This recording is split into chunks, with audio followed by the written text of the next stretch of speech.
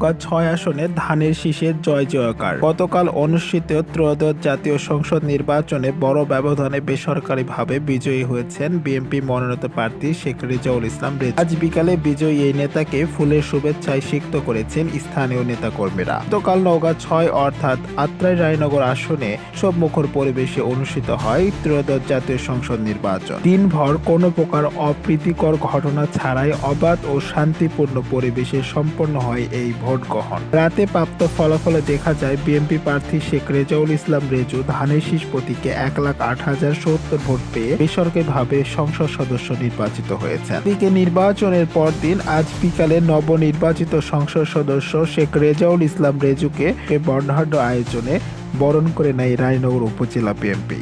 এ সময় তাকে ফুলের মালা দিয়ে শুভেচ্ছা জানান স্থানীয় নেতাকর্মীরা। সম্বর্ধনা অনুষ্ঠানে উপস্থিত জনতার উদ্দেশ্যে নবনির্বাচিত এমপি শেখ রেজাউল ইসলাম রেজু বলেন, প্রতিনিধি আপনাদের ভোটে নির্বাচিত হয়েছি। রায়নগরকে আমার কাছে অবিভক্ত একটি অংশ, বরং পারলে কোনো কোনো ক্ষেত্রে রায়নগরকে প্রথম অগ্রাধিকার দেব।